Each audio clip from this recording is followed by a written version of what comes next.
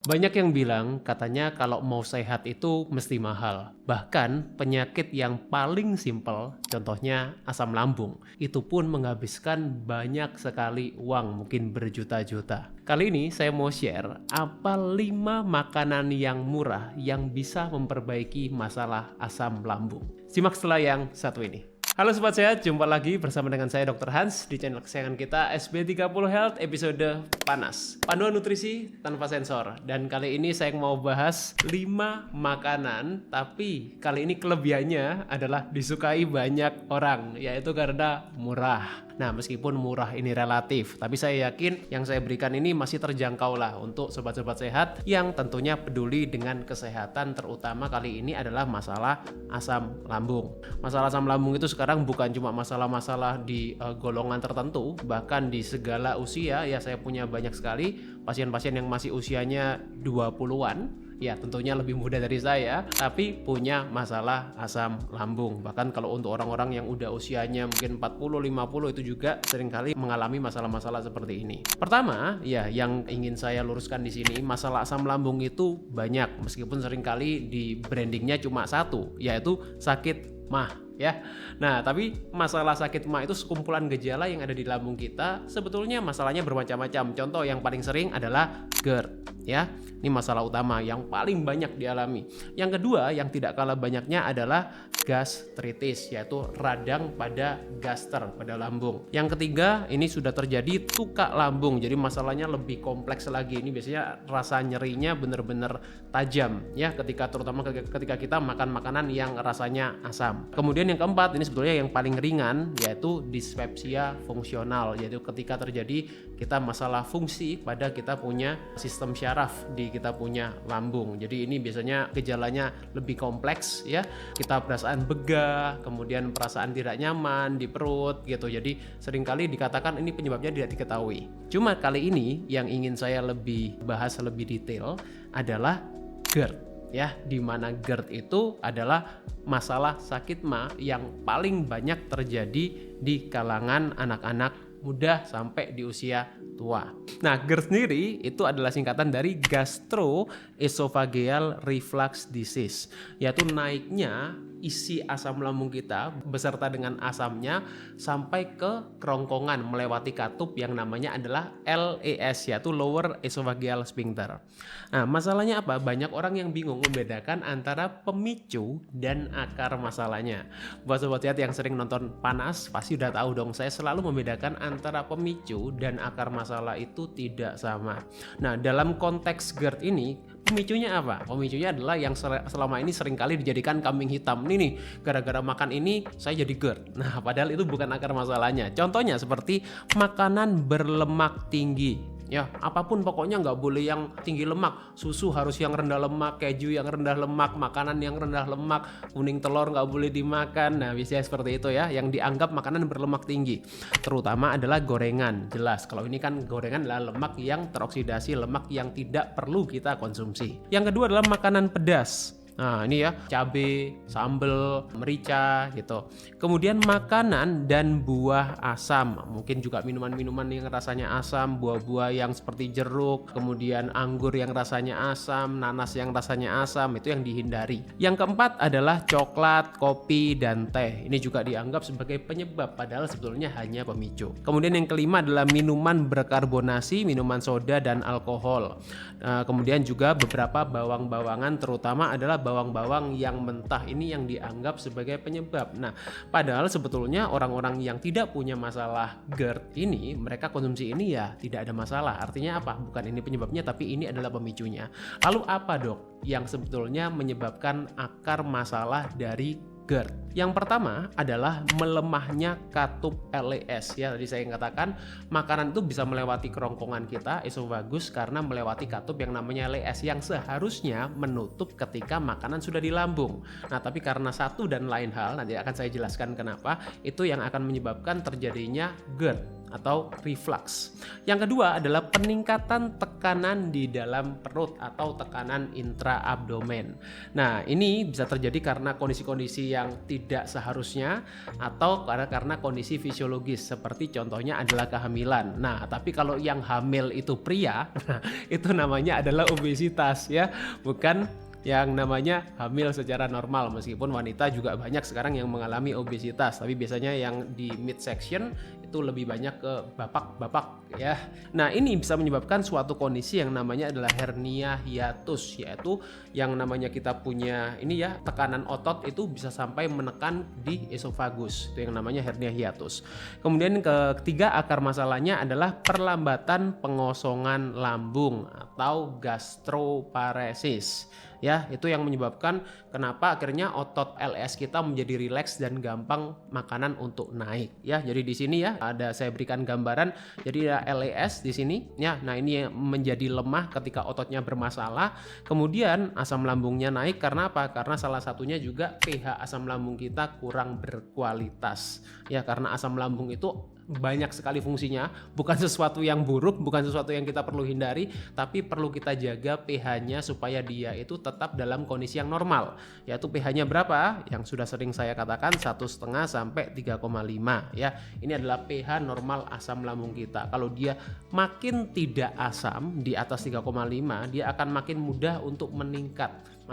Makin mudah meningkat itu maksudnya naik ya. Jadi bukan meningkat pH-nya tapi makin mudah untuk naik itu ke katup LES kita. Nah, jadi apa nih makanan-makanan yang bisa memperbaiki kita punya asam lambung tadi supaya tidak menyebabkan masalah-masalah, terutama akar masalah, 3 akar masalah yang tadi sudah saya sampaikan. Yang pertama, makanan yang murah tentunya ya bisa dijangkau oleh semua lapisan masyarakat adalah sayuran hijau. Nah, katanya nggak boleh makan yang berserat, Dok. Nah, jangan kita punya pemikiran yang negatif dulu ya. Serat itu bukan sesuatu yang buruk, tapi kita perlu tahu ya, serat itu seberapa banyak yang kita perlukan. Karena bukan berarti makin banyak makin baik, dan proses pengolahan itu juga menentukan. Beberapa sayuran hijau yang saya sarankan untuk dikonsumsi ya pada orang-orang yang punya masalah GERD kronis, terutama yang sering sekali mengalami GERD. Beberapa contoh seperti bayam, kangkung, sawi. Inilah sayuran hijau yang gampang didapatkan dimanapun.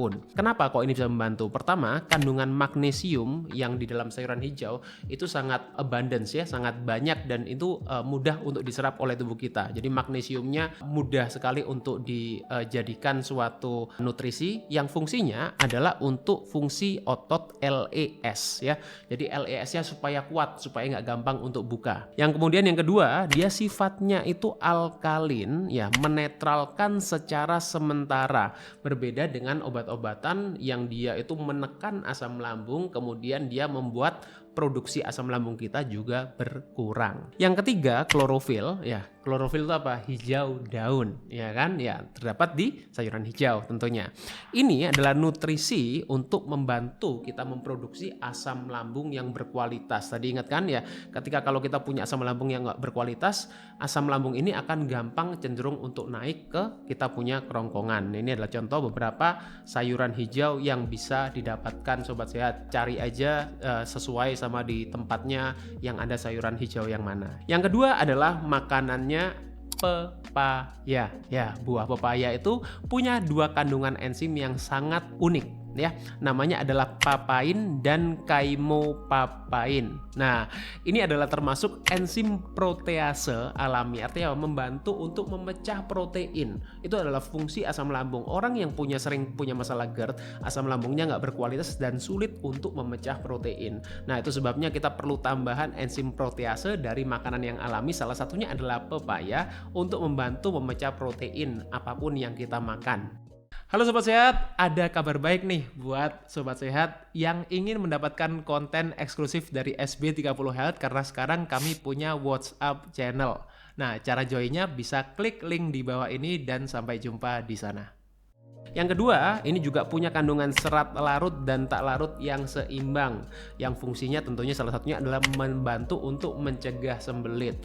Orang kalau gampang sembelit ya, konstipasi ya, susah untuk BAB. Nah, ini akan memperbesar tekanan intraabdomen yang akan membuat kita akan makin mudah mengalami yang namanya GERD Yang ketiga, papaya itu juga kaya akan vitamin C, ya, vitamin C kompleks tentunya, kemudian vitamin E dan lycopene, di mana ini adalah kandungan mikronutrisi dan fitonutrisi yang membantu mengurangi peradangan dan juga mempercepat terjadinya penyembuhan, terutama kalau kita mengalami GERD terus-menerus. Kemudian yang terakhir juga folat, ya, ini juga kandungan vitamin B9 yang alami yang membantu untuk meregenerasi sel-sel yang mengalami kerusakan ketika orang mengalami GERD kronis. Makanan ketiga yang membantu memperbaiki adalah tempe. Nah, nih ya.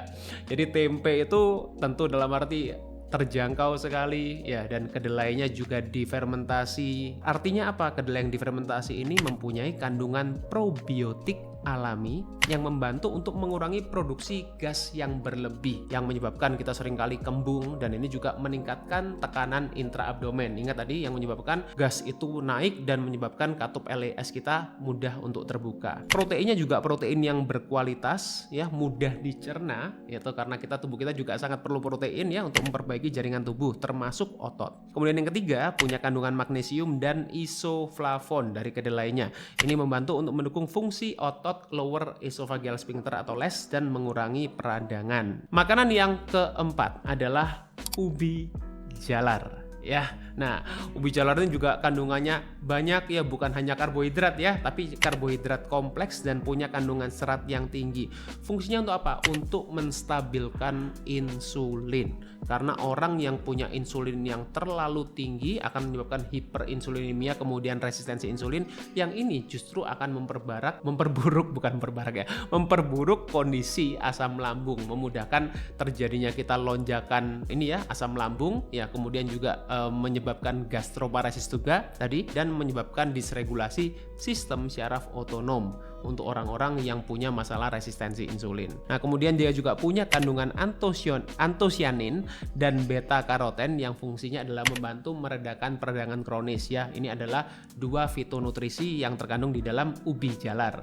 Kemudian kandungan kaliumnya juga membantu untuk mengurangi retensi air, terutama untuk orang-orang yang banyak konsumsi natrium. Kemudian punya kandungan vitamin B5, asam pantotenat ya, ini membantu untuk menurunkan stres.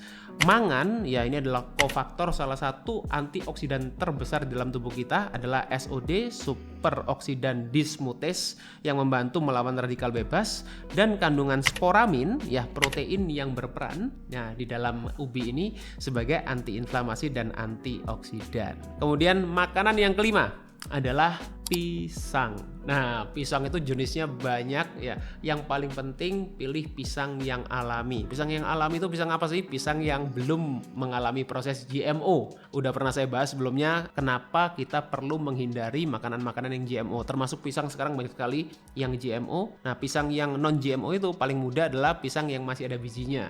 Pisang kepok, kemudian pisang raja, pisang susu itu masih oke kalau kita konsumsi. Asal ya tentu dalam arti kita perlu tahu prosesnya, jangan jadikan pisang goreng ya, kemudian jangan diberikan topping-topping yang nggak baik itu ya. Jadi makan pisang ini sesuai sama kebutuhan masing-masing, karena di dalam pisang itu punya kandungan pektin ya. Jadi pektin itu seperti gel yang dikeluarkan di dalam dari makanan ini ya, yang fungsinya membantu untuk melapisi asam lambung ya, terutama juga di bagian bawah kerongkongan yang sering mengalami iritasi kalau orang mengalami GERD. Yang kedua, pisang itu juga punya kandungan FOS dan pati resisten. Jadi FOS adalah fructo oligosaccharide.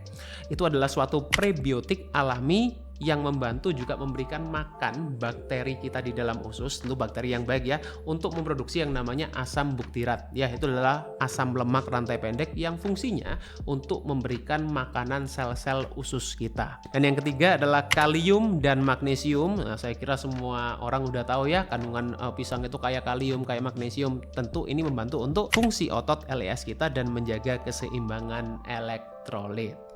Nah, ini ya, jadi beberapa studi yang udah saya kumpulkan ya di sini ya. Banana ini dipercaya, tadi yang sudah saya sebutkan. Kemudian juga healthy fat itu juga penting. Kemudian green leafy vegetables, spinach, brokoli, kale, asparagus ya, tapi sesuaikan dengan yang tersedia di tempat kita masing-masing. Kemudian seperti beberapa makanan ya, kandungannya hyaluronic acid ini, kemudian L-tryptophan, kalsium gluconat, sodium bikarbonat ya. Itu adalah beberapa kandungan-kandungan nutrisi yang bisa kita manfaatkan juga di dalam makanan-makanan alami yang kita katakan adalah functional food ya di sini ya. Jadi functional food itu bukan cuma makanan yang mengandung nutrisi, tapi juga yang punya fungsi untuk memperbaiki terutama dalam kondisi GERD. Nah, terus gimana dok cara aplikasinya untuk bahan-bahan makanan tadi itu? Ya, karena apa? Karena yang namanya makanan yang baik, tapi kalau cara aplikasinya kurang baik, tentunya jadinya juga nggak baik ya. Apalagi kalau kita mau menjadikan ini adalah functional food, makanan yang punya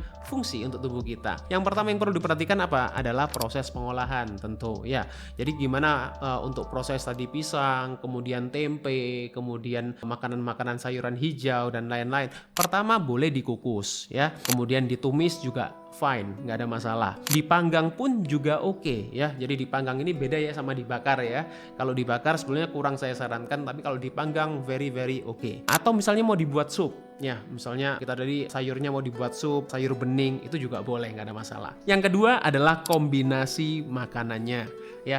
Perlu dikombinasikan tadi, meskipun makanan-makanan itu bukan cuma 5 tadi ya, itu contoh makanan yang sudah terbukti secara studi, tapi kalau kita mau kombinasikan makanan itu juga penting dengan lemak sehat ya. Meskipun lemak ini sampai sekarang seringkali dikatakan lemak ini harus dihindari untuk orang-orang yang punya masalah GERD karena ini bisa menyebabkan melambatkan pengosongan lambung, membuat kita katup LS relax, tapi itu adalah lemak-lemak yang tidak baik ya, gorengan, kemudian lemak-lemak yang sudah teroksidasi, omega 6 yang tinggi. Nah, tapi kalau kita menggunakan lemak yang sehat itu justru bisa membantu penyerapan nutrisi-nutrisi seperti beta karoten, fitonutrisi, ya, kemudian juga kalium dan lain-lain. Rempah alami terutama seperti jahe, kunyit, serai, ya itu juga bisa kita manfaatkan ketika kita mengolah makanan-makanan yang tadi seperti tempe, sayur-sayuran dan lain-lain. Kreasikan ya menurut kita punya selera masing-masing ya, tergantung kita tinggalnya di mana, kita punya preference seperti apa. Dan yang ketiga, yang paling penting juga adalah frekuensi makan. Ya, banyak orang salah kaprah ya, berpikir bahwa kita makan makin sering makin baik. Ya, makan dengan frekuensi sering, porsinya kecil. Meskipun dalam arti saya juga tidak menyarankan makan itu dengan langsung porsi yang sangat banyak, terutama untuk orang-orang yang punya kapabilitas yang terbatas. Makan kita boleh 3 kali sehari, kombinasikan dengan puasa itu akan membantu kita punya lambung untuk istirahat.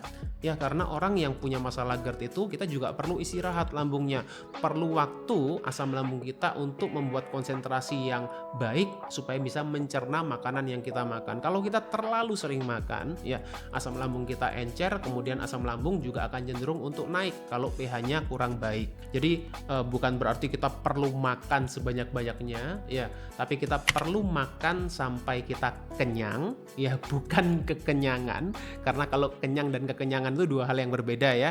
Dan kita juga perlu kombinasikan dengan puasa supaya penyembuhan lambung juga akan lebih cepat, lebih sempurna. Semoga ini bisa dipahami oleh Sobat Sehat mengenai bagaimana cara kita mengaplikasikan bahan-bahan makanan yang mudah kita dapatkan, yang murah, terjangkau, tapi juga bisa memberikan efek fungsional di dalam tubuh kita, terutama untuk Sobat Sehat yang sering mengalami GERD. Semoga ini bisa membantu. Sampai jumpa di video selanjutnya. Stay fit and stay healthy. See you.